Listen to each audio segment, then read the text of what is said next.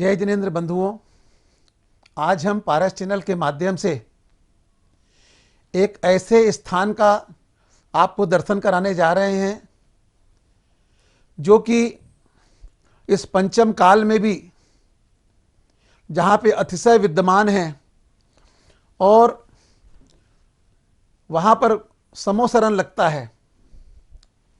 झांसी जिले के अंतर्गत झांसी से 120 किलोमीटर दूर एक छोटा सा गांव है और जिस गांव का नाम है तोड़ी फतेहपुर।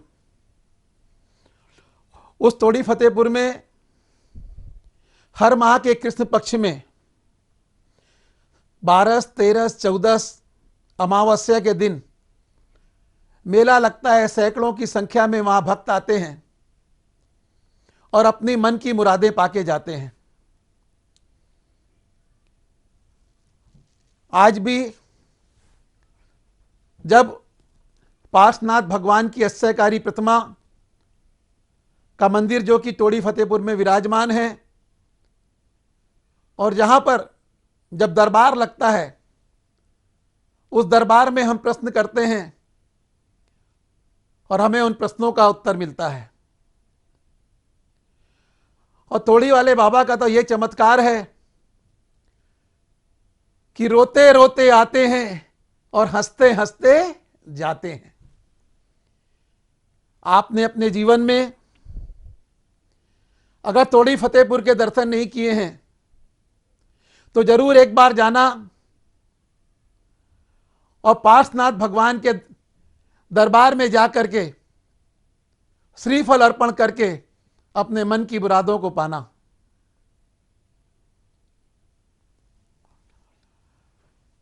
एक ऐसा दरबार जहां सब बीमार व्यक्ति आता है वो स्वस्थ होके जाता है, जो लंगड़ा के आता है वो चल के जाता है। कहते हैं किसी का कैंसर ठीक हो रहा है, कई प्रकार की आदि व्याधि दूर होती है। ऐसा दरबार तोड़ी वाले बाबा के दरबार में आप जरूर आएं और आइए हम वहाँ तोड़ीपुर वाले बाबा के प्रवचन और आपको वहाँ के दर्शन कराते हैं पारस चैनल के माध्यम से। आप देखते रहिए तोड़ी वाले बाबा अस्सयकारी भगवान पार्श्वनाथ भगवान के दर्शन कर अपने जीवन को धन्य करें। जय जिनेंद्र। उत्तर प्रदेश के जिला झांसी में मऊरानीपुर के समीप स्थित अतिशय क्षेत्र तोड़ी फतेहपुर एक ऐसा अद्भुत क्षेत्र है जहां देवभूत अतिशयों का आज भी प्रत्यक्ष देखा एवं अनुभव किया जा सकता है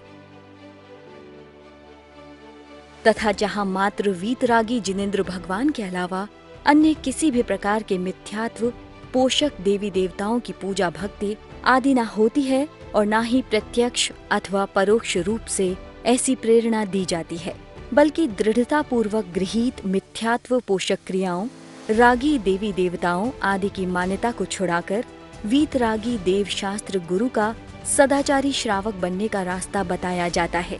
क्षेत्र पर आज भी रत्न वृष्टि देखने को मिलती है। वर्ष 2021 के भाद्र पक्ष में क्षेत्र पर अढ़ाई द्वीप विधान संपन्न किया गया। नियम त्याग पवित्रता एवं श्रावकों द्वारा लगातार एक अन्न का भोजन किया गया, जिसके फलस्वरूप हवन की पूर्णाहुति के कुंड से लगातार घी का निकलना प्रत्यक्ष चमत्कार को दर्शाता है। यदि किसी का इसका परिचय लेना हो तो वो किसी ज्योतिषी को अपना कुंडली दिखाए, इसके बाद भगवान की भक्ति करे तो गिरा अपने आप बदल के चले जाएंगे।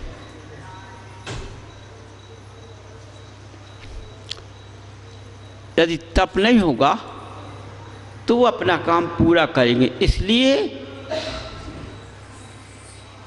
क्या कहा जाता है, जो तुमने कर्म किए हैं वो कर्म भक्ति से करते हैं, किसी से नहीं करते हैं। देखो उन गिरों को कर्म में बदल दिया गया है। समझिए, तुमने जो अपने जीवन में किया है उसके अनुसार तुम्हें फल की प्राप्ति मिलती है और वैसे ही तुम्हारे कर्म बनते हैं। उनको काटने के लिए एक ही मार्ग है, देवादेव अरहंदेव का शरण।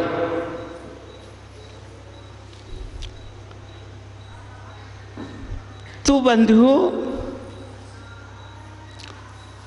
सब अपना अपना लेख विद्वानों को दिखाना, ज्योतिष पंडित को दिखाना, फिर 3 माह तप करने से, भक्ति करने से फिर उसको दिखाना, तुम्हारा गिदा बदल जाएगा। हाँ, लेकिन एक रास्ता नहीं बदलता है। जिनका समय जब तक दिया गया है वो नहीं बदलता है, और उसको भी देवलोक बदल सकते हैं, बदलना चाहे तो बदल सकते हैं, लेकिन बदलते नहीं, मर्यादा का उल्लंघन नहीं करते हैं।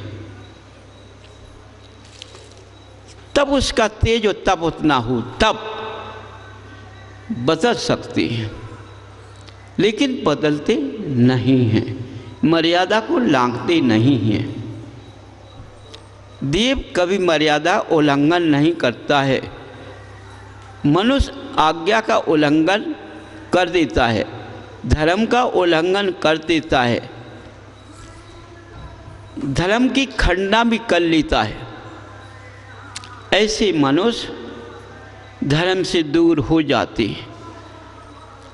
कितने काम बन जाते हैं तो बड़ी मुस्कुराती रहती हैं, और जरा ये भी काम बिगड़ गया तो जान लो धरती आसमान एक कर लेते हैं।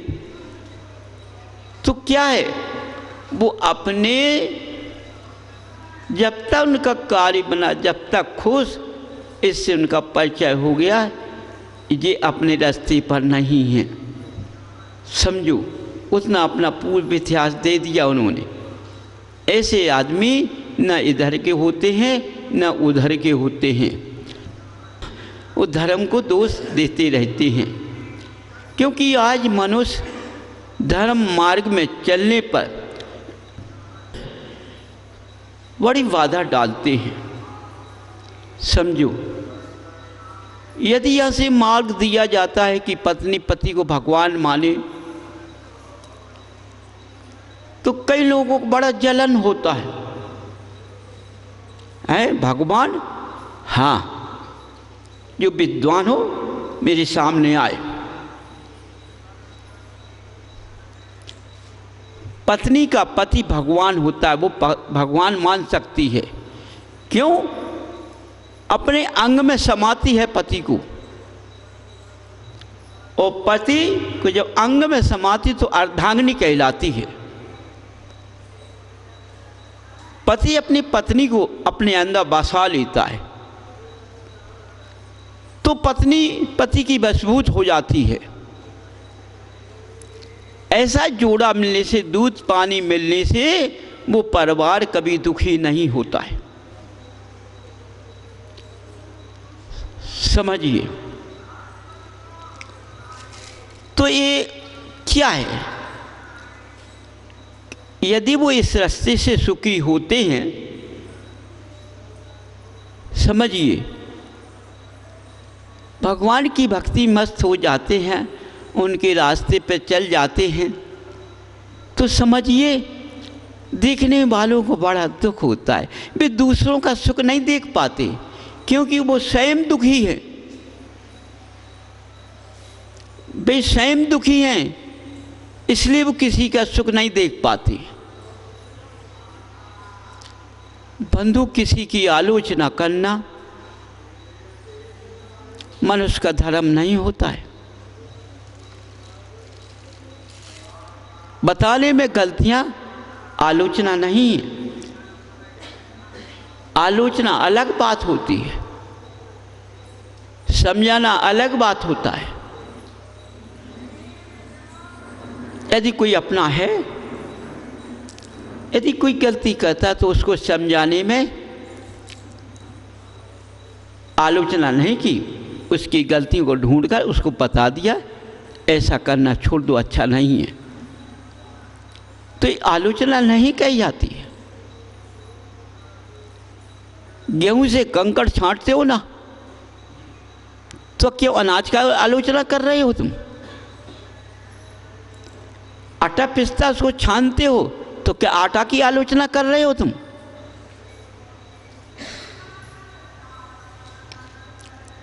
बंधु, अपने ज्ञान के चक्षु से झांक कर देखो,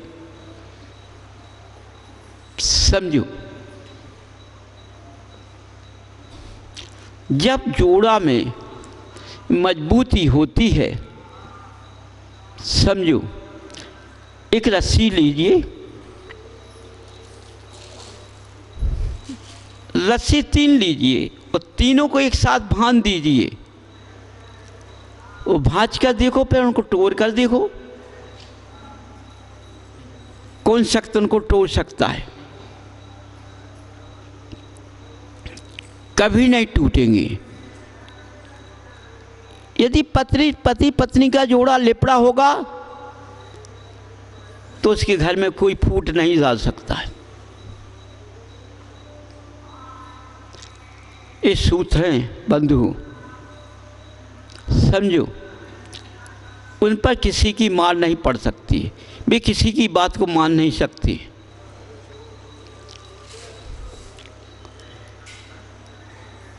बंधुओं,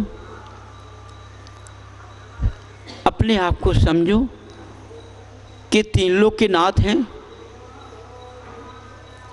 इनके चरणों में हमारा मस्तक रहता है हमेशा, और इनके चरणों में हमारा मस्तक हमेशा झुका रहता है। यदि तुम्हारा मस्तक इनके चरणों में झुका रहेगा तो बंधु तुम पर कोई आपत्ति नहीं आ सकती है, समझो। हाँ, जो तुम्हारी पूर्व की गलतियां हैं,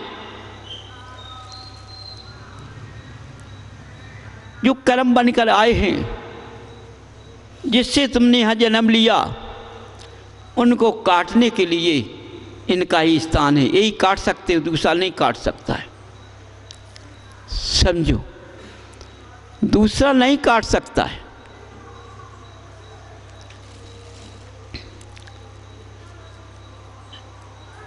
स्वयं सोचो,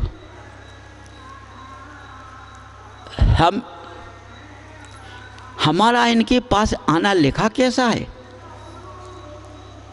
हमें इनकी पहचान होगी कैसी? जब तुम आपत्ति से फंसे आओगे और इनकी शरण में लूटोगे, इनके रास्ते पर चलोगे, इनकी तुम पहचान करोगे, तो तुम्हारी आपत्तियों का पता नहीं पड़ेगा, समझो। क्षण में चली जाएगी। अरे हम तो इतने आपत्ति के मारे आए, क्षण में चली गई। अब तुमने ध्यान भुला दिया, फिर अपने रास्ते पर लग गए, फिर आपत्ति आ गई, तो बंधु वो आपत्ति जो पहले कट गई थी वो आपत्ति अपने कटेगी, समझो। तो तुम क्या कहोगे? पहले यहाँ आश्रय था, है ना, अब यहाँ कोई आश्रय नहीं है। बंधु, आश्रय तो पहले से अब तेज है, लेकिन तुम्हारी ज्ञान की कमी होने के कारण तुम रास्ता बदल गए हो, इसलिए स्वयं तुम्हें आराम नहीं मिला है। तुम एक दूसरे के कहने के बहकाने में आ गए, इसलिए तुम गिर गए हो, समझो। बंधुओं, धर्म की महिमा आपत्ति में दिखाई देती है। यदि आपत्ति में भगवान को नहीं छोड़ा तो भगवान तुम्हें कभी नहीं छोड़ेंगे, और आपत्ति में तुमने भगवान को छोड़ दिया तो भगवान तुम्हारे साथ कभी नहीं रहेंगे, समझ लेने बंधु।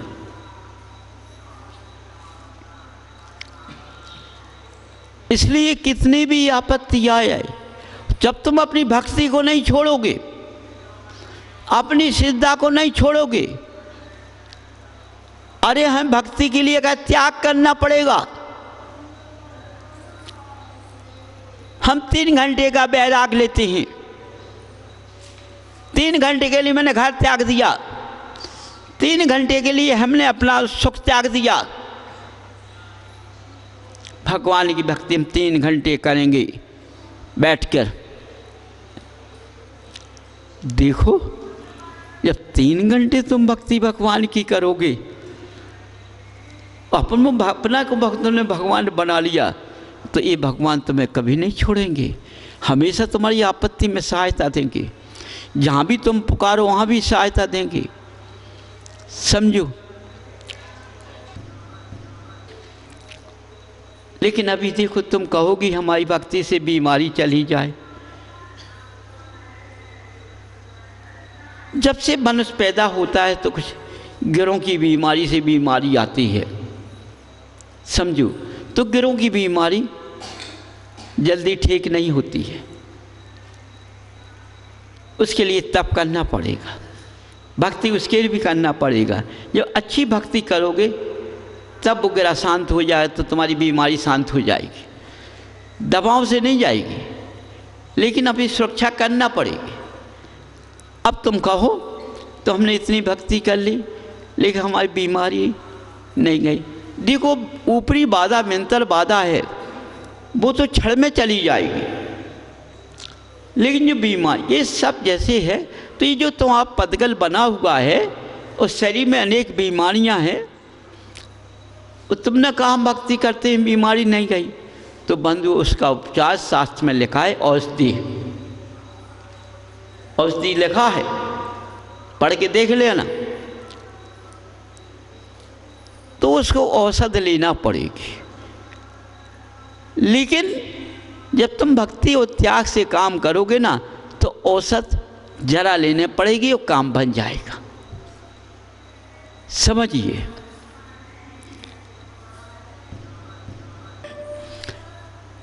इसलिए बंधुओं हर बात को सोच समझकर बोलना चाहिए।